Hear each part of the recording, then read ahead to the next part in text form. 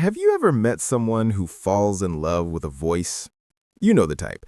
2 coffee dates in and they've already declared forever, scribbling future nicknames in the margins of their mind. It feels like watching a satellite lock onto a bright new star. You might laugh and call it intense or needy, but what if I told you that getting attached quickly is less about weakness and more about a brain trying to make sense of safety? Think about a child in a crowded schoolyard who finds one person who smiles back, and suddenly the whole world becomes smaller and gentler. For many adults, attachment works similarly. Our brains are pattern-seeking machines built to predict and protect. When someone mirrors us, laughs at our weird jokes, or remembers an odd detail about our childhood snack, a quiet alarm in the brain clicks off. Safe. Oxytocin rises, dopamine surges, and suddenly the nervous system files this person under resource. Attachment speed can be traced to early experiences. If your emotional thermostat was erratic growing up, warmth one day, distant cold the next, your nervous system learns to clutch fast. It treats any reliable warmth like a precious lighthouse in fog. That's biology. Studies on attachment styles show that anxious attachment doesn't make you broken. It makes you highly attuned to social cues, vigilant for connection.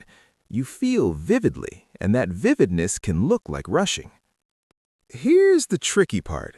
Culture amplifies it. Romance stories and swipe-friendly dating apps reward quick ignition. We are rewarded emotionally and algorithmically for instant chemistry. But the same mechanisms that give quick attachment their rush also make us vulnerable to disappointment. When expectations outpace reality, the crash can feel catastrophic.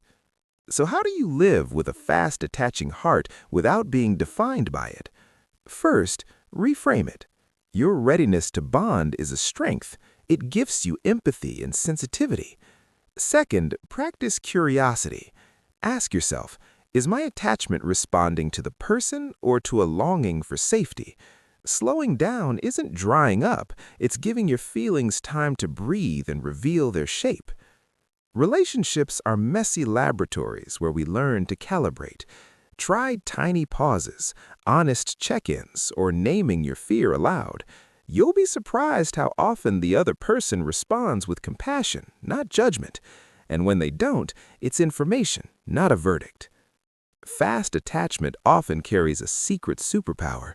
It makes ordinary interactions feel sacred. You notice the shape of someone's laugh, the way they tuck hair behind an ear. That attentiveness can create deep connections when paired with self-awareness. If you're listening and you recognize yourself, be gentle. Your brain is trying to knit safety from threads you were given. That impulse deserves respect, not shame. You are learning every day. Share a story below, one small moment when you felt yourself attach. And if you want more on managing attachment styles, subscribe and let's explore it together. You're not too much, you're human.